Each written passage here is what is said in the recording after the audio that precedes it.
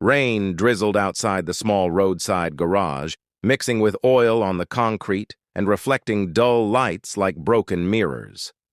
Inside, a single dad mechanic named Ayan wiped grease from his hands while keeping one eye on his daughter, Sarah, who sat quietly on a bench with her school bag beside her. A sleek black luxury car stopped in front of the garage. A woman stepped out, exhaustion written across her face. She carefully opened the back door and lifted a wheelchair down. Sitting in it was her little daughter, Noor, barely 3 years old. Her legs hung still, unmoving. The mother's name was Mariam, and in her eyes lived a hope that had been wounded but not destroyed. "Do you only fix machines?" Mariam asked softly. Ayan paused, then smiled. "I fix what I can," he replied. "And first of all, I'm a father." Sarah waved at Noor. Noor shyly smiled back. Mariam explained everything. She had taken Noor to the best hospitals in the country, billionaire doctors, expensive therapies, advanced machines.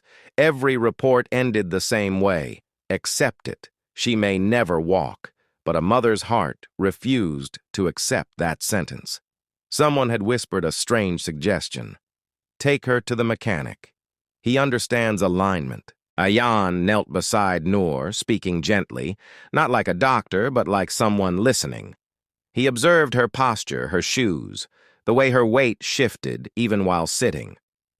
"Where does it hurt?" he asked. Noor pointed to her knees. "This isn't just about muscles," Ayan said thoughtfully. "It's about balance and movement, like an engine that's slightly out of alignment." There were no machines, no white coats, just patience.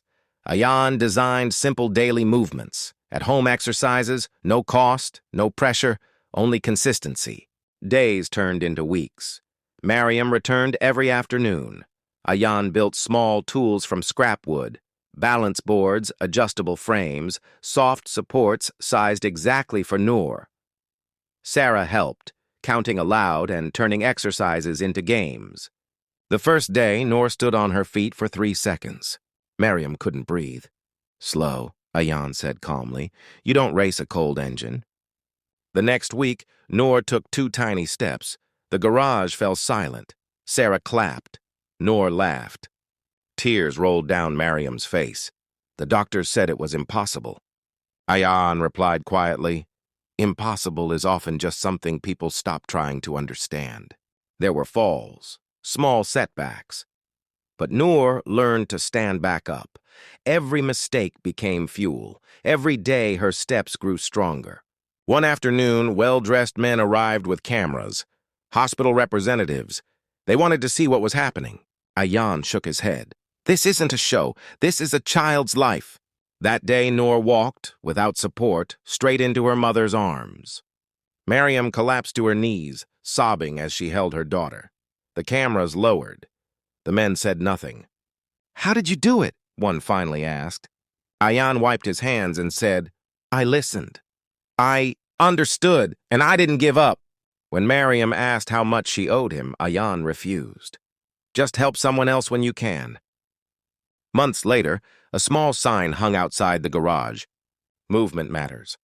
Noor walked to school now. Sarah and Noor played hopscotch outside the garage, laughing freely. Ayan locked up the shop one evening, realizing something simple and powerful. Life, like engines, doesn't need miracles. It needs alignment, patience, and care. And sometimes, the hands that change a life don't belong to a billionaire doctor, but to a single dad mechanic who chose to believe.